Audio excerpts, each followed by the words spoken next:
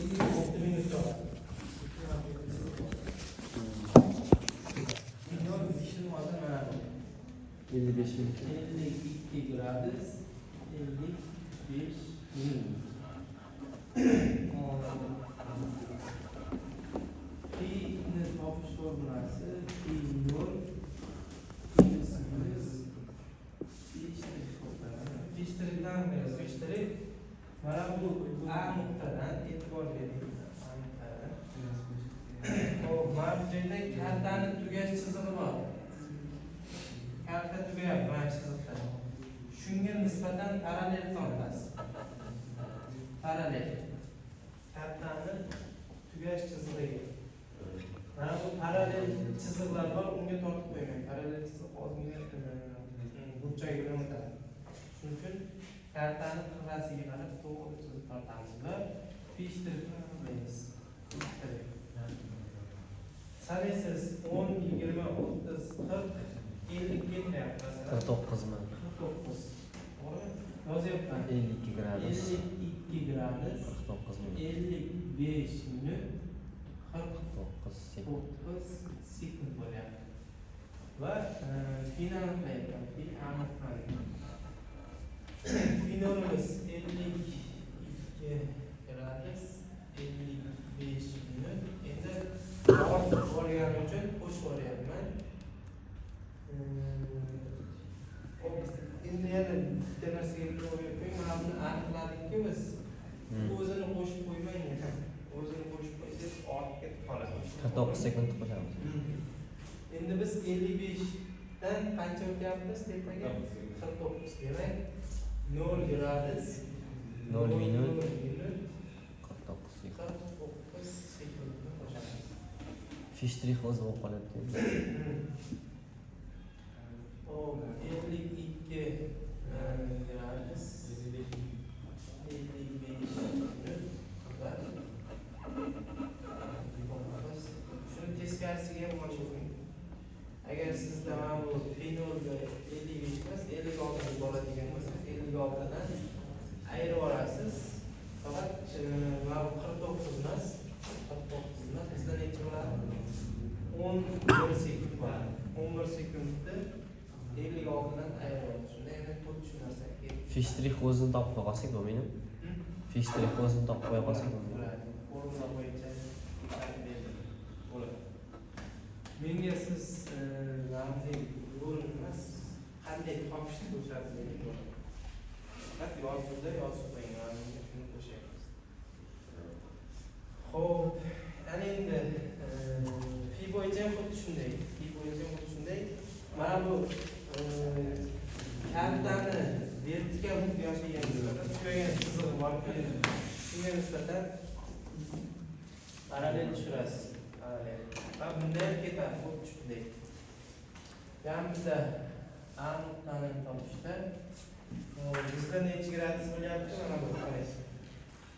10 gradus bo'lsa 1 2 3 4 5 6 dan o'tyapti. Demak 46 bo'lyapti. 11 46 minutga qo'shyapman. 10 sekund ketmayapti. 8 7 yo'q chamaysiz. 0 gradus 0 minut 8 sekund. 0,8 sekund. Qo'shib olasiz necha bo'ladi? 11 gradus 46 minut 8 sekund. Va aniqlik koordinatasi Geografik koordinatasi 52 gradus 55 minut 55 minut 49 sekundga 11 gradus 16 minut 46 minut 08 sekund. teng. Tushunarli?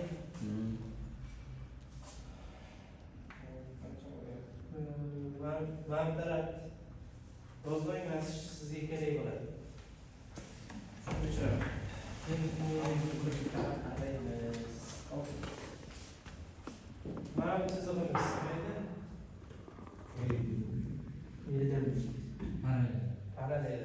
Tepadan pastga tushadigan meridian. 1,25 ming maktabda mana bu meridian bilan parallel hosil qilgan mana bu katay 4 santimetrga 4 santimetr bo'ladi. Ikki maktabda Maktabda shu 1,25 ming. 1,25. Endi savol sizga. Biriga 25 ming maktabda 4 santimetrimiz qanchaga to'g'ri keladi? Taxmin qilib. Shu 4 santimetr.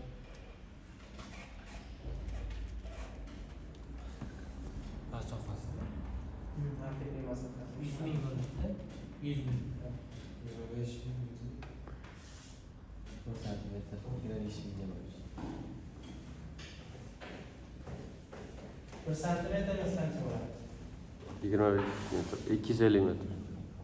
250 metr bo'ladi. 4 santimetrimiz shunda 1000. Shuning uchun sizga kartizga ko'radiganimiz mana parallelimiz birinchi 56-74 da kattalar. Keyingisi 70 72-73 ketgan. Biroq 86 bo'lgan 86-88. Demak bitta kattagimiz orasida necha ekan? Masofasi 1 kilometr. 1000 metrdan bo'ladi. Bitta kattagingiz orasidagi masofa. Endi koordinata olishda bunda endi boya mana bu kartani chekkasiga parallel yurgan bo'lsangiz endi mana bu parallel chiziqqa nisbatan parallel tortasiz va meridian chiziqqa nisbatan parallel chiziq tortasiz. Ozgina qochadi bir-biridan. Teng bo'ladi. Shunda uzun chiziqingiz ozgina qochib ketadi. Mana bu meridianlar bilan parallel to'g'ri tushmaydi. Mana bu yerni olingan hisobiga aylaningizda chiziq qo'yishga o'zgarish bo'ladi. Chiziq hisobiga ozgina meridian bilan parallel chizamiz. Kartani mana bu tugash chiziqlariga nisbatan ozgina burchak ostida ochadi. Xo'p, endi formulani yozaman. X aniqlarni topish uchun x 0 ga x deymiz. Delta x y ga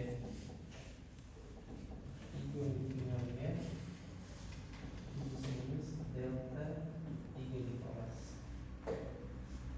Endi y bilan x bilan x qaysi o'qqa bo'ladi bizda? Qaysi taraf x tepami yoki Tepa x da Tepa tarafcha. tepa x yonga qarab y. o'ngga qarab y ketadi. Demak x nolimiz mana bu 56 70 parallelni olamiz. 56 70 yoniga tushadi va y'ga 3 dan qo'shib Metrga o'tganlik uchun. metrga tushadi. Y nol bu yoqqa 86 degan 86. 26 ni yoniga 86 keladi va 3 dan 0 yoniga yozadi. Tushundingizmi? Ana endi bunday proporsiya topsangiz bo'ladi yoki bo'lmasam bizda masofani o'lchaysiz. Bizda umumiy bu yerdan bu yergacha qancha edi? 1 1000 kilometr. metr. 1000 metr. Bu yerdagi masofangiz masalan 0,8 santimetr chiqdi. 1 santimetrga yetmayapti. Agar 1 santimetr bo'lgan bo'lsa qancha bo'ladi? 100 metr bo'ladi. Yo'q. 250 metr bo'ladi. 0,8 bo'lsa nima bo'ladi? 220. Buni ham berasiz mana plus. Mana bu masofani o'lchaysiz. Umumiy masofangiz 4 santimetrda, to'g'rimi? 4 santimetr 1000 metr. 8 Endi santimetr. 0,8 santimetringiz delta x ga teng bo'ladi. Proporsiya qilsak necha bo'ladi? Delta x 800 1000 taqsim bo'lgan 0,8 taqsim 200 metr bo'ladi. bu bilan bittasi ketadi, bu bilan ketsa 2 bo'ladi. Bu necha bo'larkan demak? 200 metrlik ketadi. Endi x topadigan bo'lsak, x topyapman. X nolimiz 56 dan 70 dan berilyapti. Qo'shaman 200 metre. Necha yapmışsınız? İkisi anlatmamız. 72 metre. Mana shunday bo'ladi. Igiriga xuddi shunday. Igiriga igiriga o'rnimiz 26 80 80dan keyin masalan 1 santimetr deylik. 1 santimetr bu delta igirik. Delta igirigimiz necha bo'ladi? 250 metre. Igirik 1000 ko'paygan 1 santimetr. To'g'rimi? Taqsim to'g'ri. Demak bu 250 bo'ladi. Va igirikdan igirikni o'rnimiz yozyapman.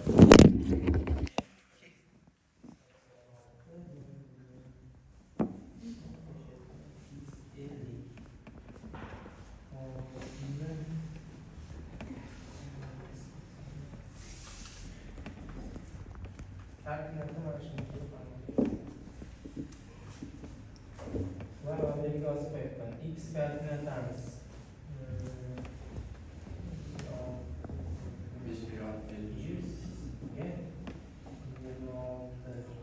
2686 metre. Kilometrda yozib qo'ysam bo'ladimi yo metrda bo'lishi kerak? Odatda metrda yoziladi. Tushunsiz kilometrga qilib yozib qo'ysangiz bo'ladi. Tushunarlimi? Ha, tushunarli. Yozing.